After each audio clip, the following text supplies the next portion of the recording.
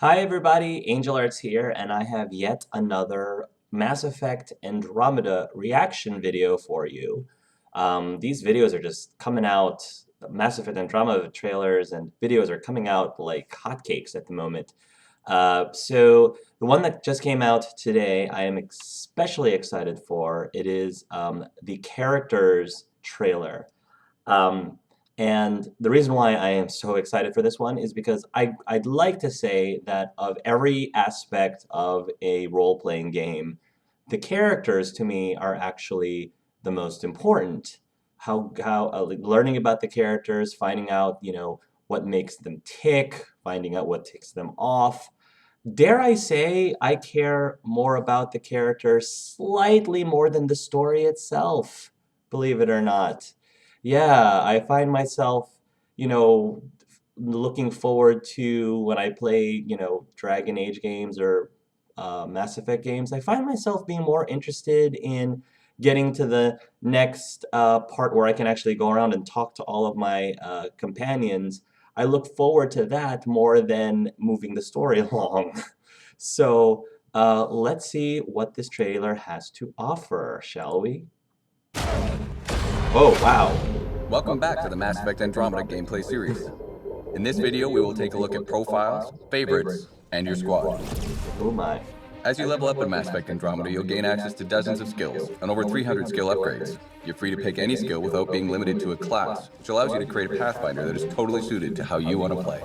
As we discovered last time, there are three main types of skills in the game. Yeah. Combat, tech, Oh, I love tech. and biotics. Biotics As you cool unlock too. skills over the course of the game, you'll also start gaining access to profiles. There are 7 types. Let's take a look at 2 of them, the Adept and the Explorer. The Adept profile is perfect for players who want to specialize in biotics. As you choose more biotic skills, the Adept profile will give you bonuses to suit your playstyle. And as you can see, Oh, cool. choosing Adept gives bonuses to duration and damage of your That- biotics. that's The more you cool. invest in those skills, the higher level profiles you can unlock. Gotcha. Or maybe you want to be more versatile, choosing some combat mixed with biotic and tech skills. This will unlock the Explorer profile, giving you perks and buffs that enhance all your abilities. And of course, you can swap these profiles at any time, allowing you to keep the action fresh, giving you a number of ways to tackle every battle, and making sure you never feel locked into a particular style of play. I kind of like that though. This brings us personally, to but that's just favorites. me. Favorites are a quick way to map 3 skills and a single profile to one slot. Anytime during combat, you can switch between one of these 4 slots, giving you access to up to 12 of your favorite skills during the course of a single fight. Here's an example. In this battle, I've equipped a favorites loadout designed for long-range combat, I utilizing see. cloak and a sniper rifle like to that. suppress oncoming enemies. The sniper alone isn't enough, so I'll deploy an assault turret and toss some grenades before switching to my second favorites loadout. It's designed for close quarters combat. Loading these new abilities puts them in a cooldown by default, so I'll have to make do with my shotgun until they're ready. Right, got it. The Fiend is too powerful and I'm not in any position to take it out immediately, but my new favorites are ready. I'll make my getaway using Biotic Charge and then maneuver around this group of enemies. This favorites loadout is particularly combo friendly, so I'll engage by comboing Cryo Beam and Lance for an explosive result, then clean up with my shotgun. Oh, the combat looks so good. It looks like the Fiend is taking an interest. I'll do what I can from a distance before switching to my third favorites loadout. One that emphasizes ranged biotic abilities such as Backlash and Shockwave, as well as Flamethrower. Let's see if we can find a better vantage point and stall the Fiend's approach.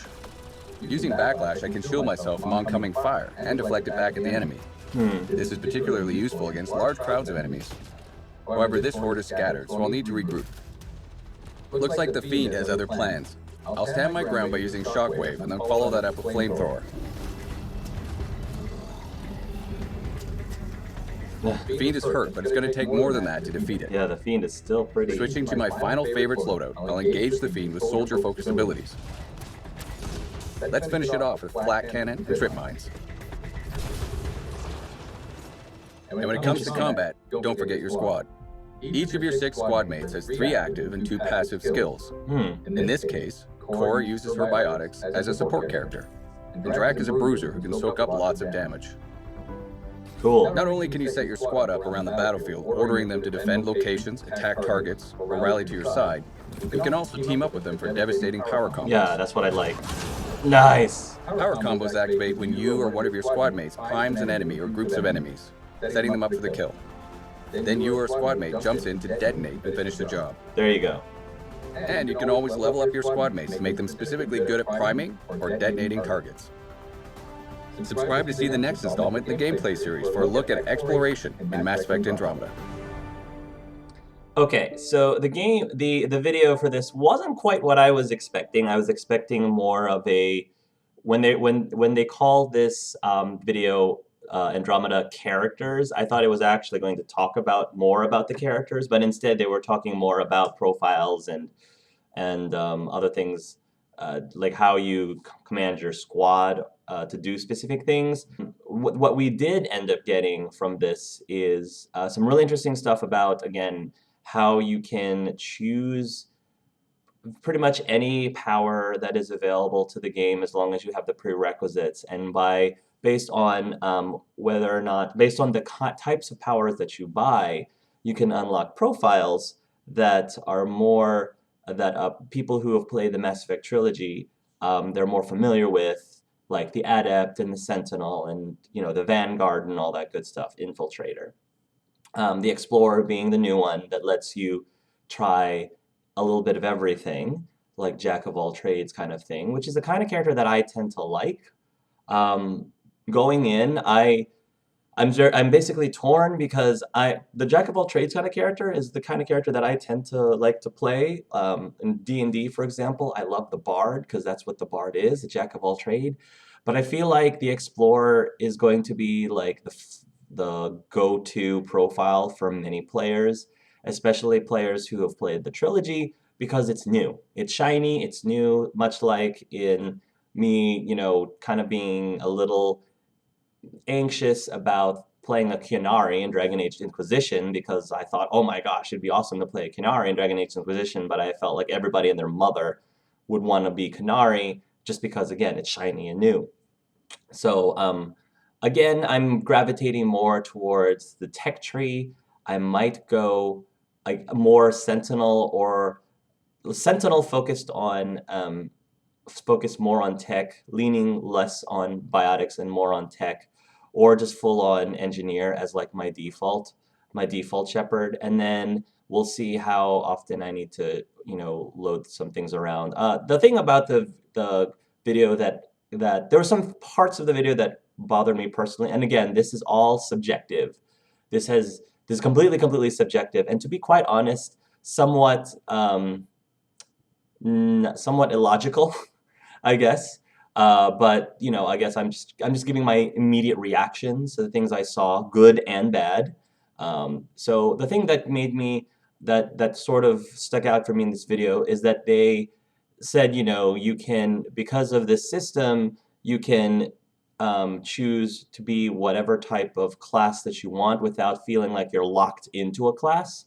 And they kind of said it in a way that it made it feel like being locked into a class was a bad thing, because I personally like a class system. I think that a class system helps to define, you know, helps to define you as a character in terms of you have your share of strengths, but you also have your share of weaknesses.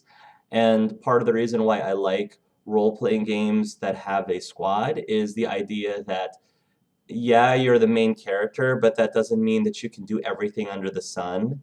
And that doesn't mean that you don't rely on your squad mates. Now, I know that that last part is not true in this case because they do, you know, you do have to rely on your squad mates, especially because of the combos, the notion of having your squad mates setting up or detonating combos. That does require you to rely on your squad mates. So that does help a lot. But from a role-playing point of view, yes, there is an argument to be said about the fact that, well, it's not so much that you never have any weaknesses, because depending on what loadout you choose, you'll have weaknesses. You know, you can't pick every single ability. You're still limited to X number of abilities at a time, depending on your loadout, for example, and depending on the profile that you're currently using. You know, so at any given moment, at any given moment, you will have strengths and you will have weaknesses based on what powers you do or do not have available. But I don't know, from a role-playing point of view, I like being able to say my shepherd is an adept or my shepherd is an engineer and or my shepherd is an infiltrator. Whereas with this, my rider is can be any of the above, can be any of those things. And for me, I feel like that takes away from part of writer's identity. Again, this is with me not playing the game yet, but I find that in other games where you do have the ability to, to to pick anything and everything, um, I sort of lose that a little bit. It ends up for me personally, being less enjoyable. I think I'm still going to love the game, and I still think I'm going to love my writer, and I still think I can definitely define my writer like as a person based on based on his dialogue choices, obviously, and his actions and his interrupts and the things he doesn't interrupt. So yeah, of course, those are the things that majorly define who he is, less than what his abilities are. But it's just an aspect of his character. If my writer is an engineer, then it's easier for me to role play a little bit around the fact that he's an engineer, similar to how Gabriel, my Fallout 4 character, I defined as a robotics engineer, somebody who is into who really liked programming AIs and things like that, and that really helped with my role playing.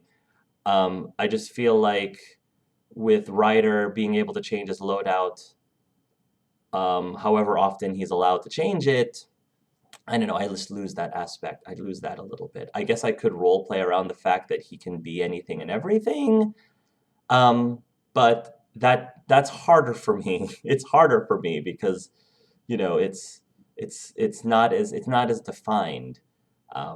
But anyway, that's just my those are just my personal thoughts. Obviously, the answer that many of you are thinking logically is, well, you don't have to change your profiles around. You can just stay. If you really want to be an engineer, you can just stay an engineer. If you really want to just be um, a Sentinel, then just stay a Sentinel. And you are absolutely right. Perfectly, perfectly right. The nice thing about flexibility of this type is that you can choose whether you want to be more of the traditional, stay in the traditional class, or take advantage of this new system where you can be anything and everything.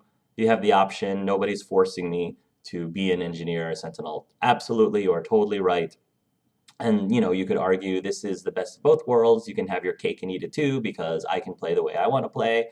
Other people can play the way they want to play. So ultimately, my arguments and my anxieties are not necessarily the most sound, and I'm aware that they're not the most sound. I just wanted to express what's in my head, even though it is illogical. So again, I don't think this is going to spoil my enjoyment of the game whatsoever. Um, I'm just going to wait and see how it plays out. The last thing that I was a little anxious about is the in battle, in combat profile changing system. That's the part that I'm wondering how smooth that will be, because it reminds me a lot about how the power system, the ability system worked in Enderall. In Enderall, you only had like three different powers that you could use at any time, and I believe this holds true for Skyrim too, if I remember correctly. You only had maybe only three abilities available to you, and then if you wanted to use any of the other abilities, of which you had many, you had dozens and dozens and dozens of other abilities, then you had to, pause the game and then change your loadout. This is the same thing that you do in Final Fantasy 15. In Final Fantasy 15, you only have four weapons slash spells that you can use at any time. And then in mid-combat, if you really needed to use another ability, then you had to pause the game and switch over to another power. That kind of setup in the past like that annoys me to no end. Like, that's probably one of the things about Final Fantasy 15 that I despise the most, is that I have to pause, and if I find, oh, I need to use a spell on this character, oh, but I don't have the correct spell, in my 4 power loadout, I need to pause the game and then go through the menu system to choose this power, as opposed to having an easier way of choosing the power immediately. This is less of a problem on a game like Enderal, or should be less of a problem in a game like Enderal or Skyrim, because of the fact that you have full keyboard, you can have hotkeys, and this is the way that they do it in Mass Effect, and I'm sorry, in the Dragon Age series. You have like a hotkey table that you can, just use your powers virtually at any time without having to pause the game and selecting things. And it's just a lot smoother, and it just makes the combat a lot less clunkier. Here, I'm not sure how I feel about that aspect, having because it just seems like at any given moment you're constantly switching things up. If the character is far away, then you have to switch over to long range your profile, and then if they get closer, you switch over to a short range profile instead of just having all of the powers available to you.